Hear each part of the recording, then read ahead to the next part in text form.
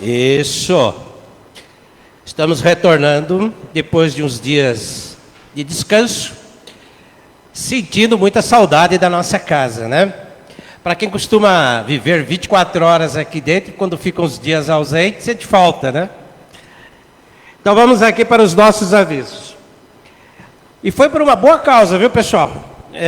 O dia que vocês tiverem a oportunidade, vão visitar Sacramento, Fazenda Santa Maria, aonde um dos mentores espirituais da nossa casa, professor Eurípides, teve toda a sua iniciação na Fazenda Santa Maria com o senhor Mariano, né? Com a família da nossa companheira está ligada, todo ano a gente faz uma visita naquele lugar que realmente a gente se emociona, viu? A gente se emociona porque é uma coisa maravilhosa. Mas vamos aqui para os nossos avisos. Desligar os celulares, por gentileza, porque na hora da palestrante da vibração, pode ser que ele toque. As nossas cestas básicas, todos os meses, continua a distribuição entre 350 e 400 cestas são distribuídas para as famílias cadastradas, ok? Não paramos nem um mês com o problema da pandemia, continuamos, a casa continuou e continua esse trabalho ajudando a estas famílias. Almoço à italiana, dia 30/3, a partir das 12h30, será lá no Esporte Clube Sampaio Moreira, muito conhecido aqui do nosso Tatuapé, na Rua Vilela, 892. Convites na livraria. Vai ter uma tarde, assim, um almoço muito legal. Lá a gente pode falar alto, conversar, vai ter música. Então, aproveitem, nos ajudem neste evento, ok? Todos esses eventos são para ajudar a Casa de Paz e Amor. Nós temos, a gente entra aqui, tem ventilador, ar, luz, funcionário que limpa o salão, os funcionários da manutenção, portaria, tudo isso tem um custo, né? E esses eventos ajudam a gente manter a casa, né? Então é importante que vocês colaborem, sempre estando presente ou comprando o convite, ok? Só rapidinho, às vezes as pessoas até nos perguntam, né? Que eu falo que sou do conselho, o Tadeu é diretor de patrimônio, a gente tem um trabalho maravilhoso na casa. E no próximo dia 30 vai ter uma assembleia de prestação de contas. Quem quiser saber mais, só vir aqui às 9h da manhã, dia 30/3, uma assembleia de prestação de conta do ano de 2024. Para saber como é o movimento desta maravilhosa casa. Vamos deixar de delongas e vamos aqui para a programação da noite, porque a nossa palestrante quer falar. Houve um contratempo aí da chuva. Hoje nosso querido Ronaldo vai conduzir a leitura do Evangelho, mensagem e prece inicial. As vibrações estará a cargo da nossa querida Sandra Podadeira, está ali já concentrada. E a palestra hoje, olha que tema maravilhoso também, a vida de Batuíra. É um espírito maravilhoso. Estará com a nossa colaboradora a apresentação, a Josefina Benedetti, mais conhecida aqui no nosso Paz e Amor por Jô. Que Jesus nos abençoe, nos guarde, nos dê a sua luz, que possamos sair daqui tranquilos, calmos e absorver tudo que foi nos passado pelos nossos companheiros. Muita paz, muita luz. Vamos lá, Ronaldo.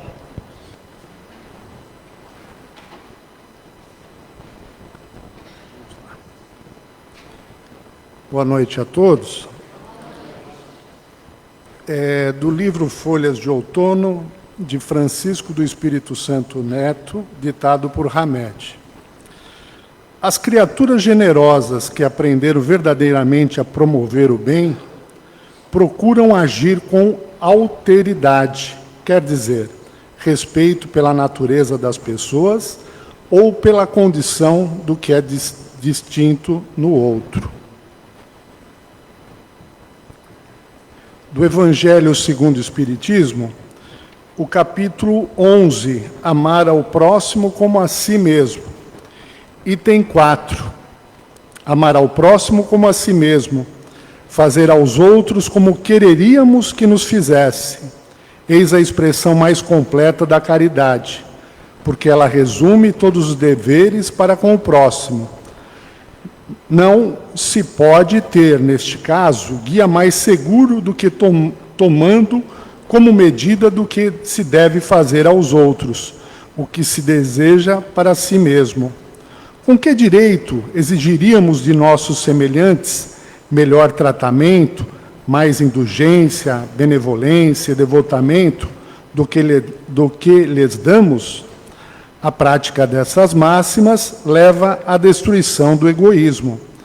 Quando os homens as tornarem como normas de conduta e como base de suas instituições, compreenderão a verdadeira fraternidade e farão reinar a paz e a justiça entre eles. Não haverá mais ódios nem dissensões, mas união, concórdia e muita benevolência. Então, que possamos, serenando os nossos corações, agradecendo por mais esta oportunidade de estarmos neste Evangelho, vibração e passe. Agradecemos a Deus, nosso Pai, a Jesus, nosso Mestre querido, mentores desta casa e mentores de cada um de nós. Que possamos aqui, com os nossos corações abertos, estarmos aqui envolvidos por essa espiritualidade e que permita essa espiritualidade também envolver a nossa querida Jo, que trará a mensagem da noite, e que todos os seus ensinamentos, tudo aquilo que ela preparou para nós de aprendizado, possa tocar em nossos corações, para que possamos não só levarmos para o nosso dia a dia, mas praticar esses ensinamentos. Que assim seja.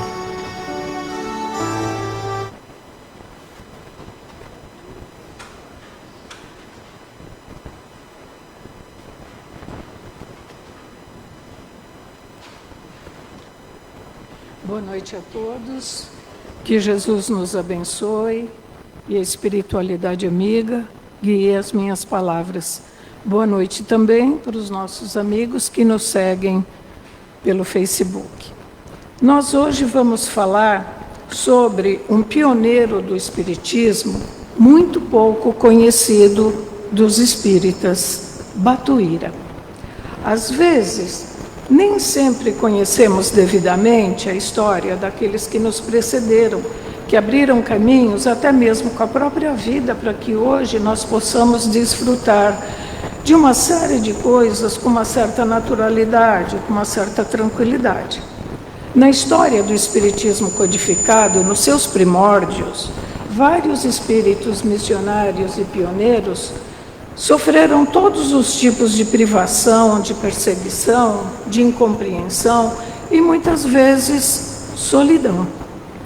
Quando Jesus determinou que a árvore do seu evangelho fosse transposta para o Brasil por conta da deturpação feita pelos homens dos ensinamentos do mestre, esse mestre amado convoca uma série de trabalhadores no mundo espiritual para que se corporificassem na terra, a fim de que tudo saísse a contento.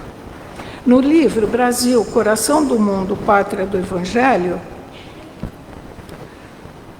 de Humberto de Campos e Chico Xavier, nós vemos um trecho que diz: Para esta terra maravilhosa e bendita, será transplantada a árvore do meu evangelho de piedade e de amor.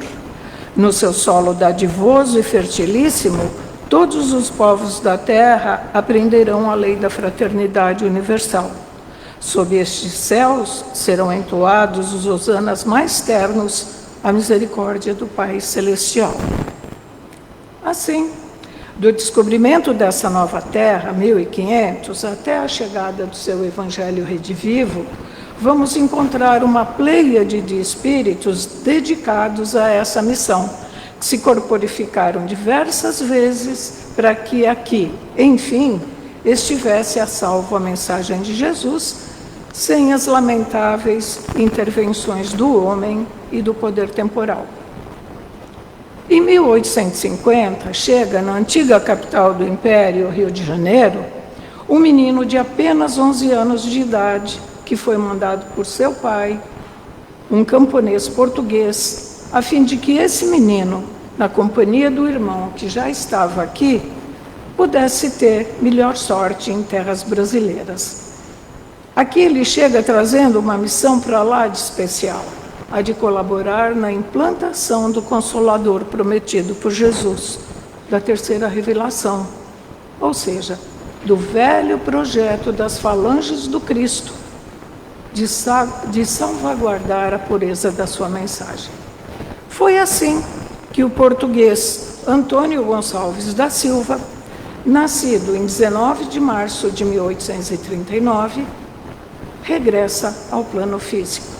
Ele nasceu na freguesia de Águas Santas, nas proximidades da cidade do Porto. Ele era pertencente às hostes mais nobres do Cristo, ao lado de Bezerra de Menezes, Bittencourt Sampaio, Caírbay Schutel, Anália Franco, entre outros. E como toda vida missionária, ele não encontrou muitas facilidades.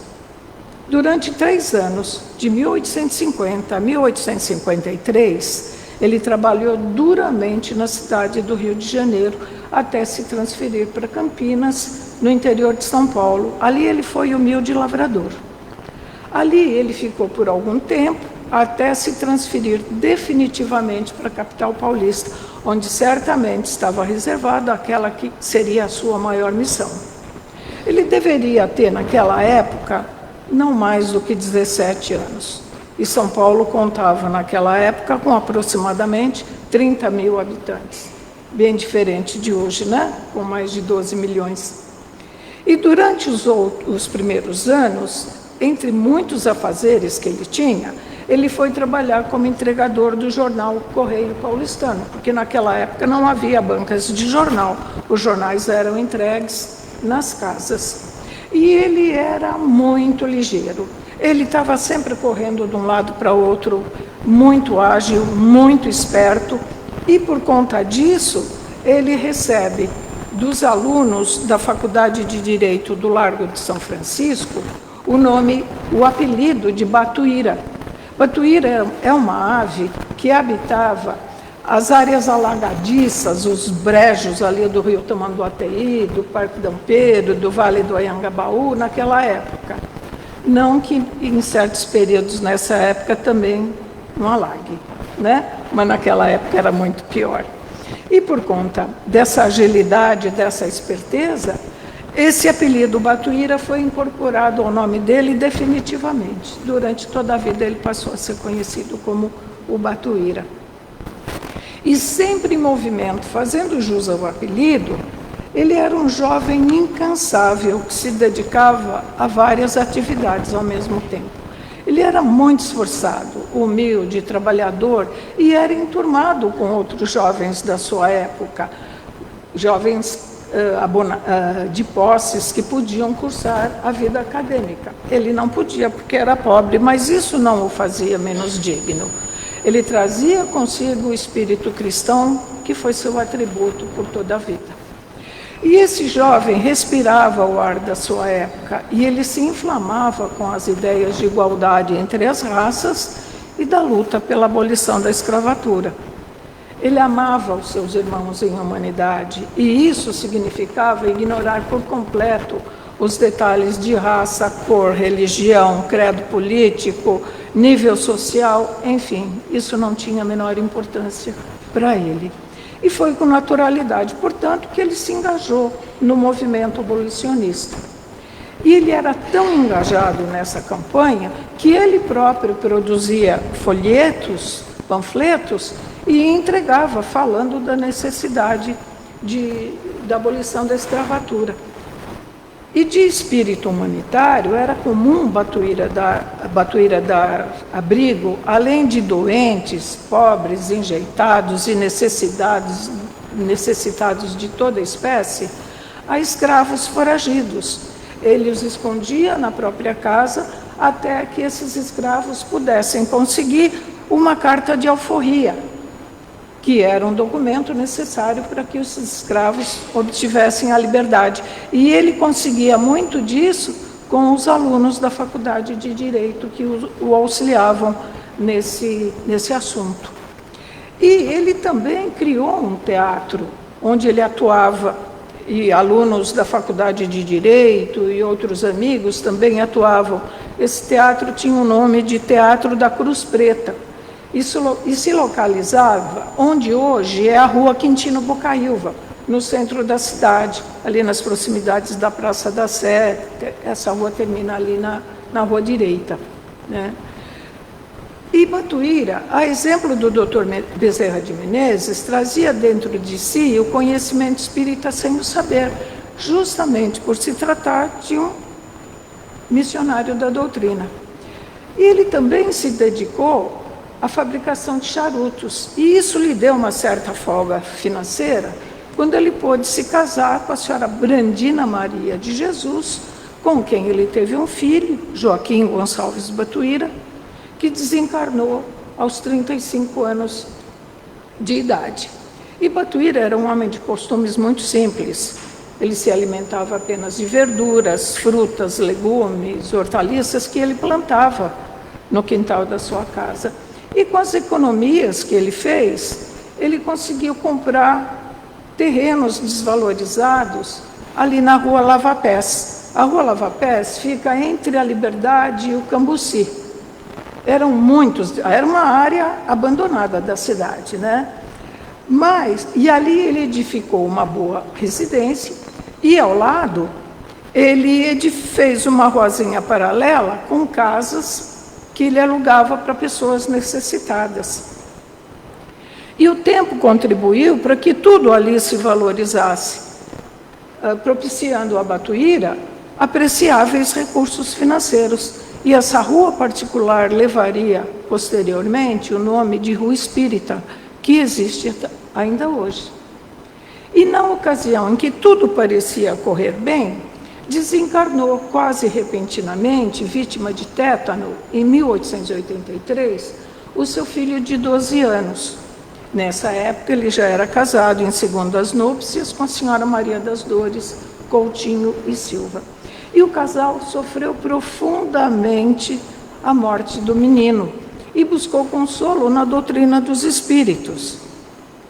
Tão grande foi a paz que o espiritismo trouxe ao casal, que Batuíra desejava que os seus amigos conhecessem, passassem a conhecer aquela fonte de esperanças novas. E ele se entregou ao espiritismo com todo o empenho e passou a divulgá-lo intensamente, vivendo o Evangelho durante toda a sua vida.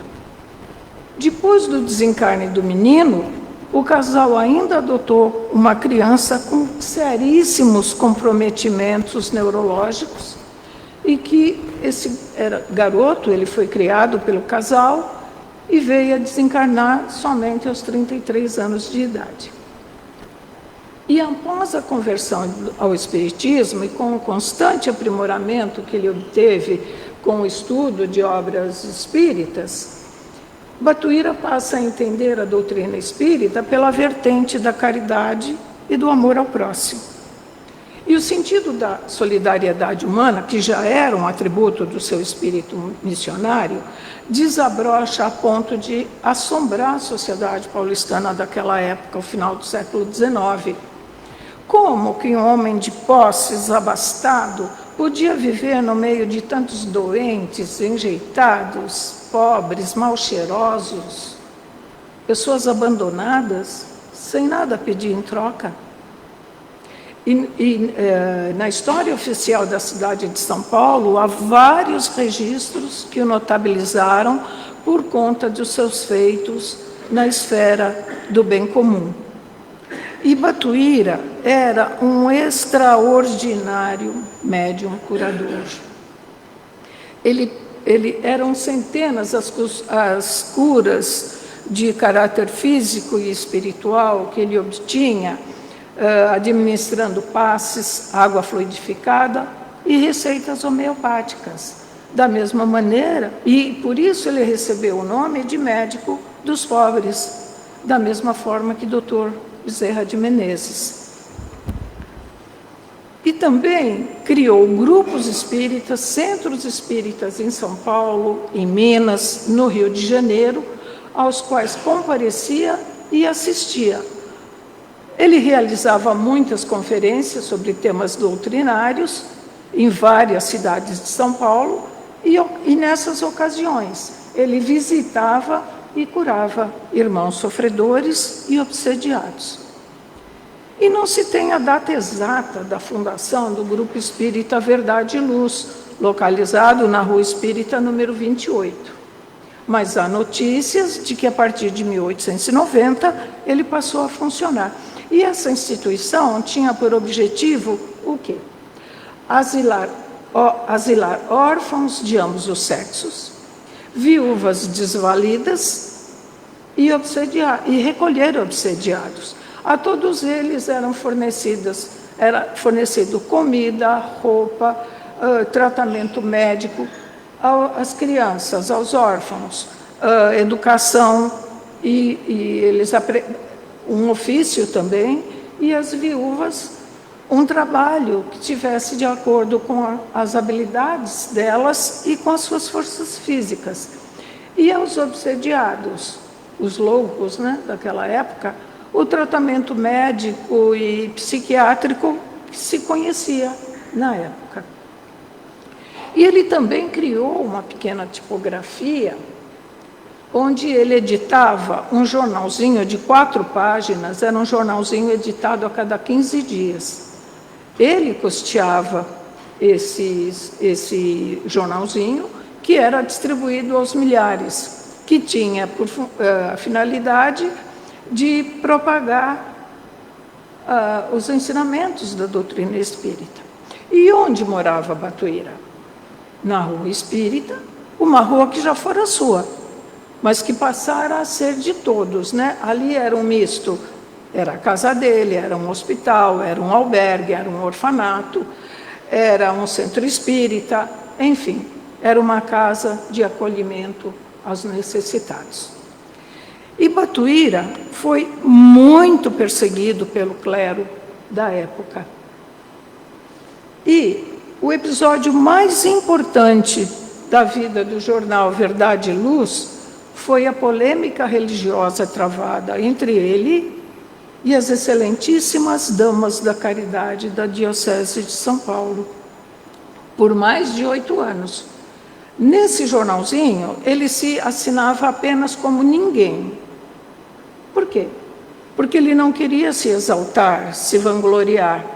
Porque nesse jornalzinho ele relatava os conceitos evangélicos espíritas, as curas físicas e espirituais que eram conseguidas, que eram obtidas, nos grupos espíritas, e ali ele também rebatia as acusações que ele recebia. E essa polêmica durou 8 anos. Ele somente vai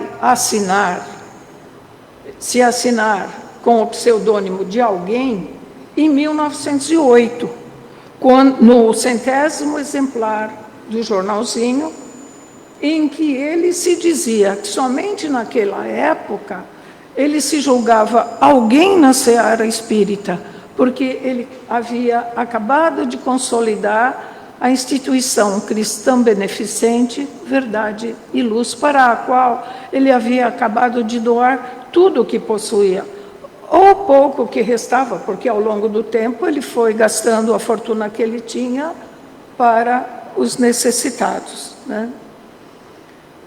E o velhinho de barbas brancas, como também era conhecido, após uma súbita enfermidade, ele regressa ao plano espiritual em 22 de janeiro de 1909, depois de árduos trabalhos vivendo e divulgando o Espiritismo. Ele foi sepultado no cemitério da Consolação, no túmulo onde já estavam os restos mortais do seu filho Joaquim.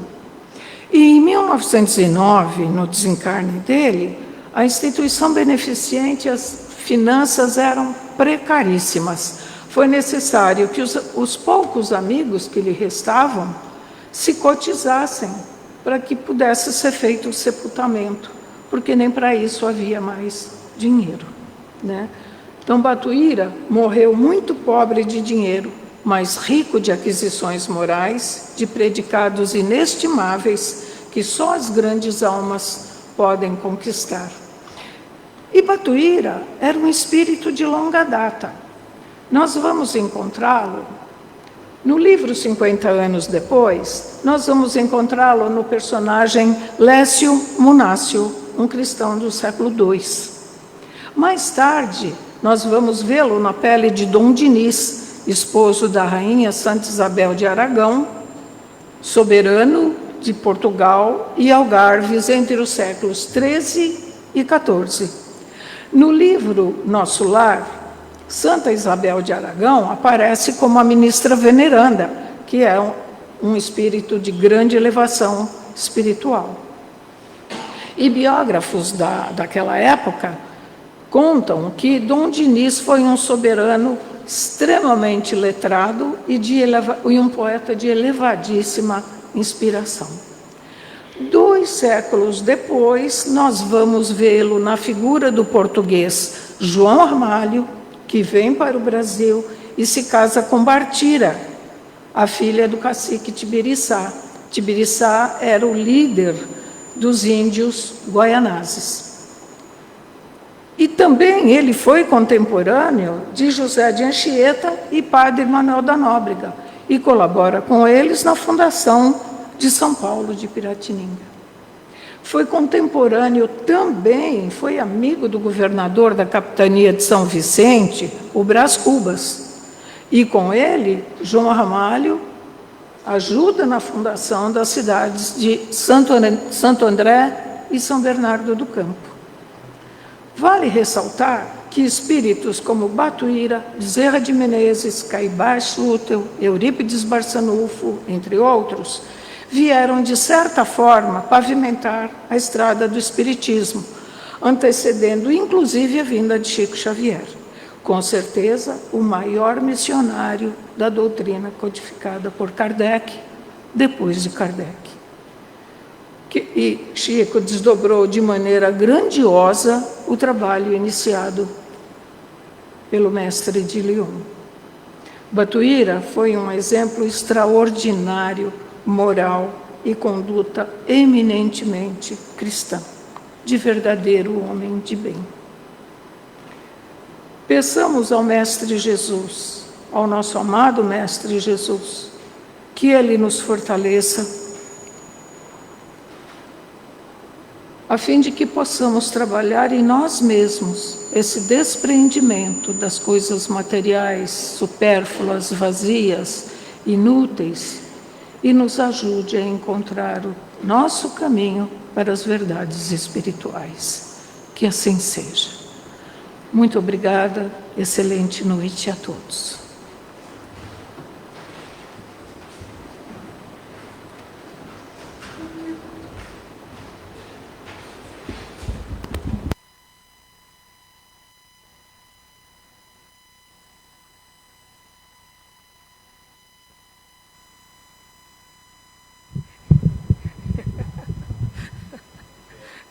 Meio metro de diferença.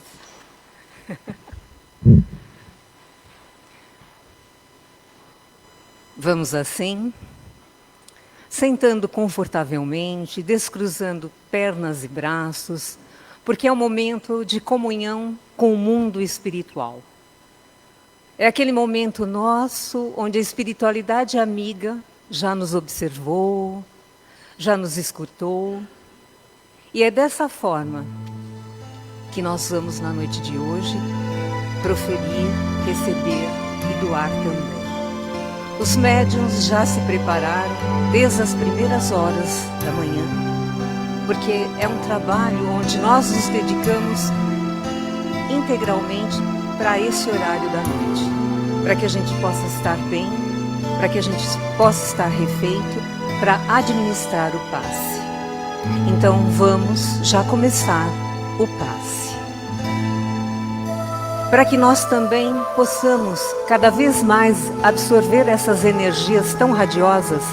Nós energizamos os nossos centros de força e começamos lá em cima, no alto da nossa cabeça, lá no coronário, onde a luz adentra e vai melhorando toda a qualidade dos nossos mecanismos cerebrais.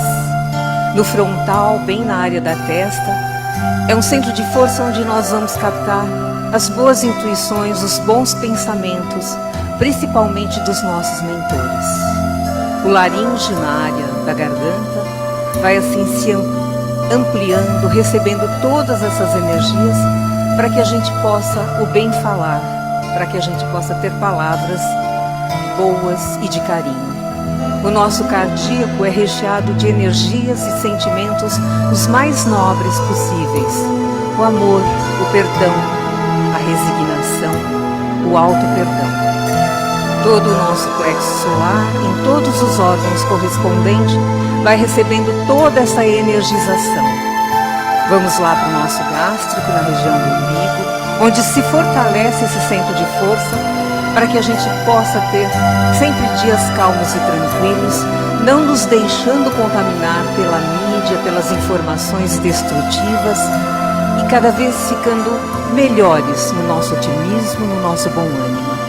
O genésico, que é a energia co-criadora, é a energia que nós criamos o bem, falamos o bem e vivemos no bem.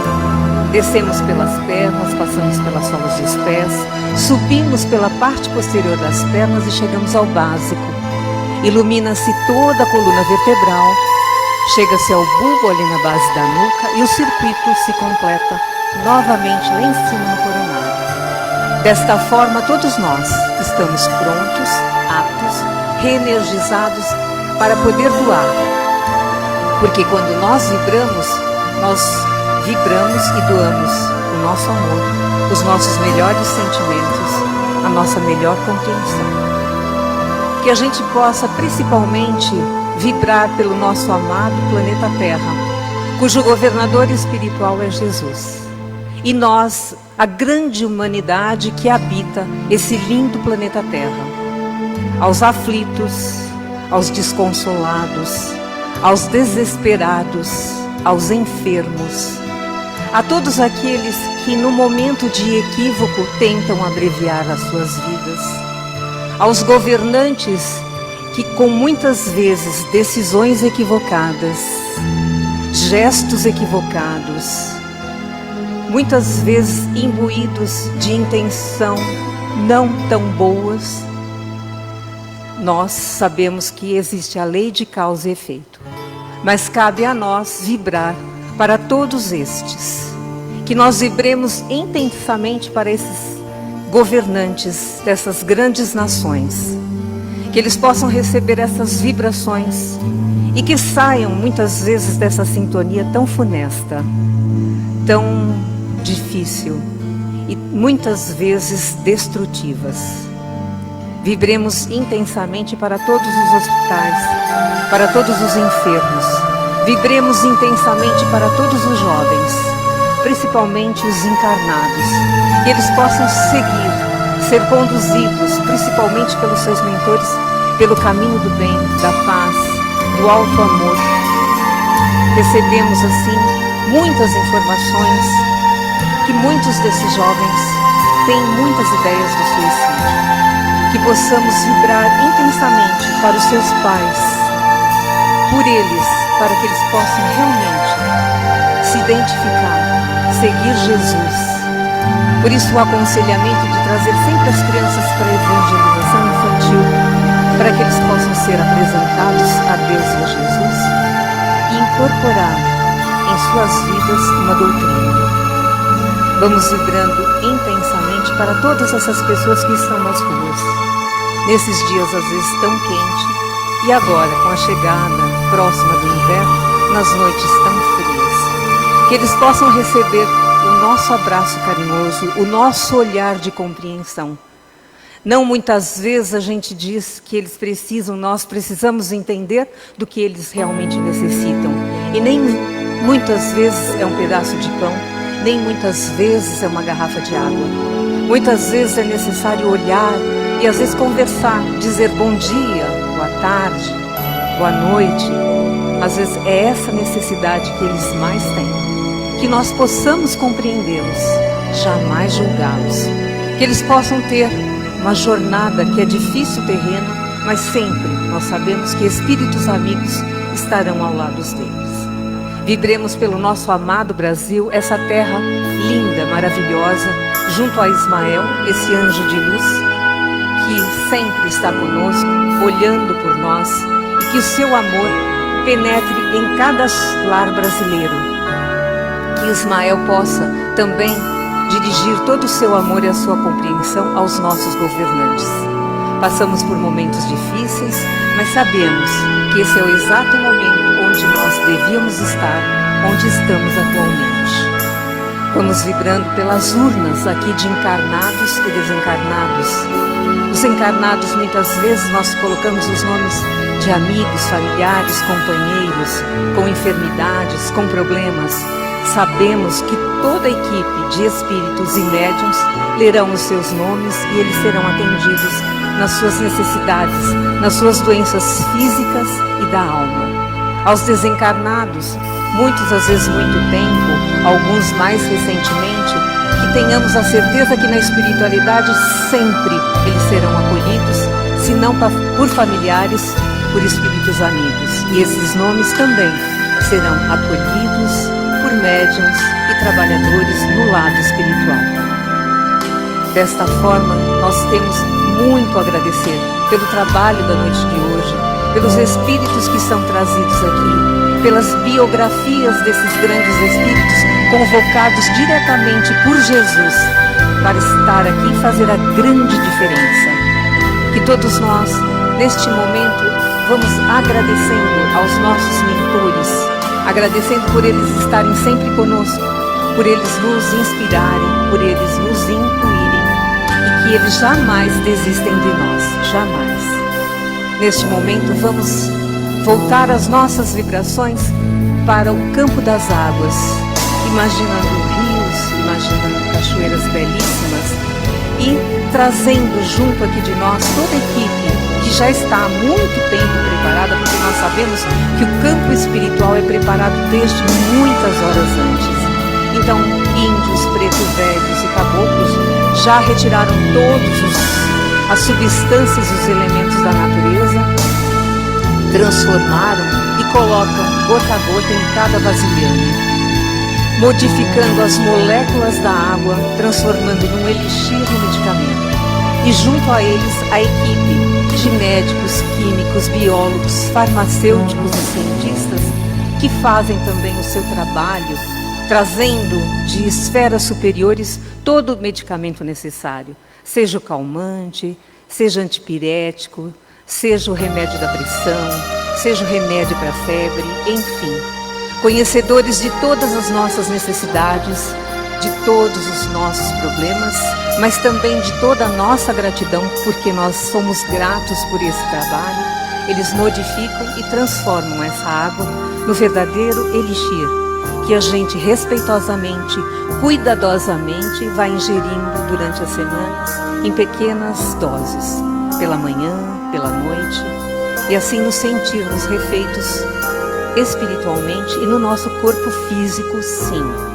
Vamos agradecendo psicólogos e psiquiatras que durante toda a palestra proferida pela Jo foi fazendo uma asepsia, uma limpeza nos nossos campos vibratórios, nos nossos campos mentais, e assim facilitando todas as sinapses na nossa área neurológica, que são as células nervosas, e propiciando assim que a gente possa produzir em nós essas citocinas, esses elementos, todas essas substâncias para nos causar o bom humor, para nos causar o otimismo, para nos causar o bem-estar. Tudo isso essa espiritualidade amiga promove em nós. Então nós só temos a agradecer por tudo que nós recebemos na noite de hoje. Eles nos conhecem perfeitamente. Eles sabem das nossas dificuldades, mas também sabem que nós sempre, quando estamos aqui dentro, agradecemos por tudo que nós recebemos. E é dessa forma que nós vamos agradecendo a Maria, nossa incomparável mãe da humanidade. Vamos agradecendo a Jesus, nosso divino amigo celeste, que a todos nós conhece, a todos nós ama e a todos nós tem por nós essa misericórdia.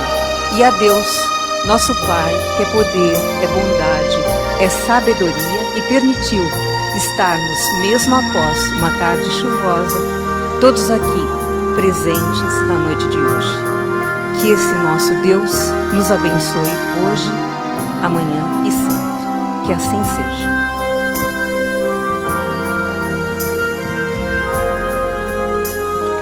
Muito obrigado a todos, uma boa noite, até terça para mais um Evangelho. Bom retorno aos seus lares.